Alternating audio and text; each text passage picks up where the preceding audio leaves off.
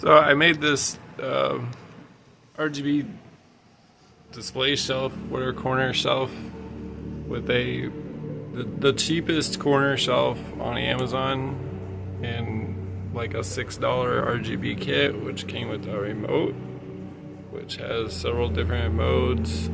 You can do solid colors. The sensor's down there at the bottom of the shelf, kind of right there at the corner.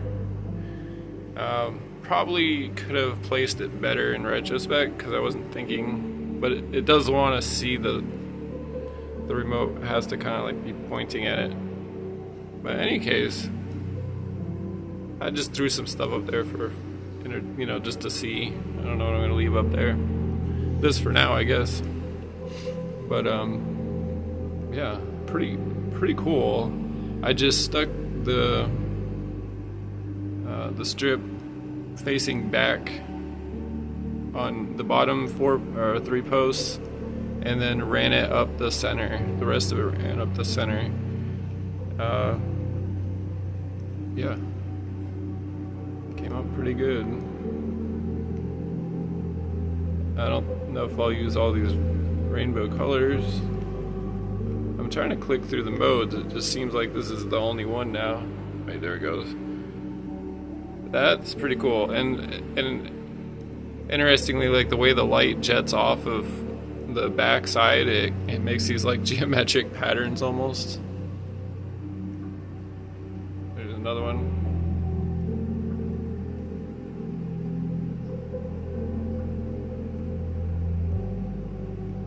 And I think we might have came back around and said, well, I don't know if I saw that one before.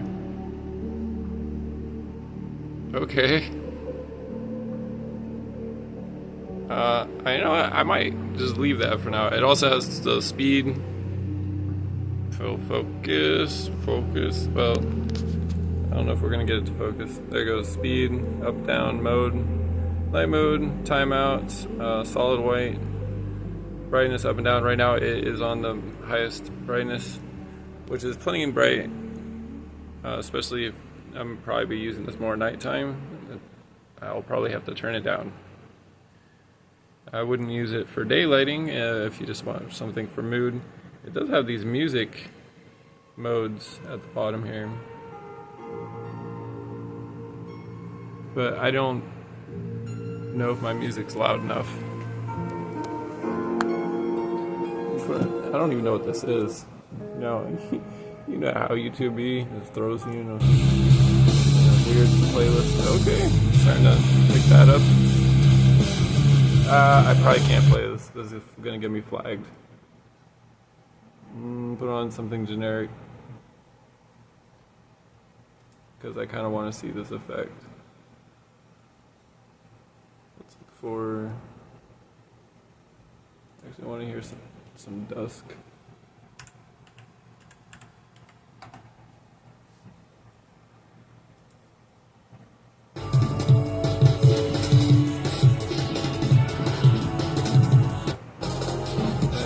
Turn it up a little bit to see if we can get it.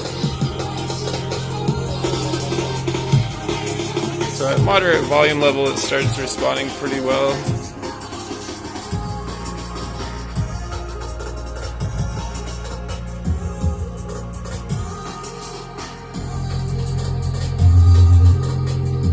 This is music mode 1. I mean, actually, the more I play with this thing, I'm digging it. This is cool. Not gonna lie, I didn't expect to get this much functionality out of it. I just was like, oh, I'll put some ambient lighting behind it. But now I'm like looking at the remote. Let's try music mode 2. Kind of between tracks here.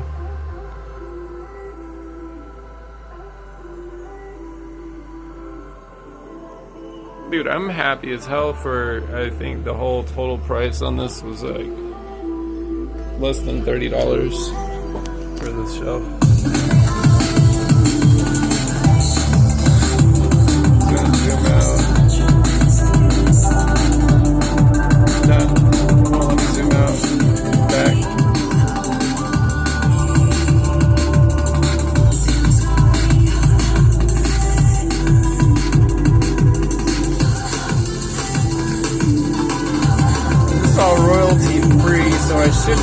flag, but if you want to know the artist, the name is Dusk, right here.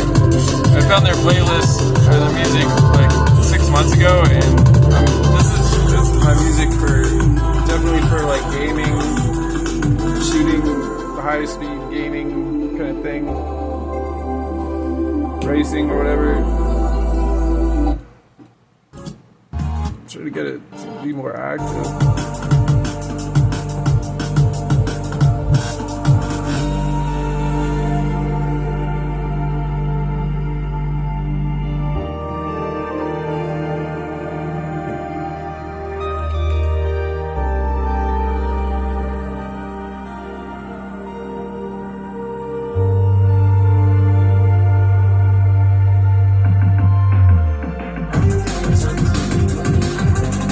That's mode 2, mode 3.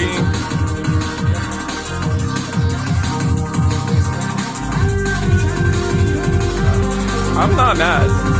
I'm not mad at this purchase. This is mode 4 for audio. I think I like this color palette. I'm probably gonna leave it on this one.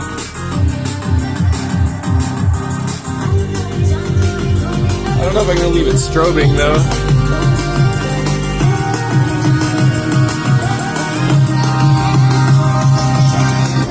Got the new card in.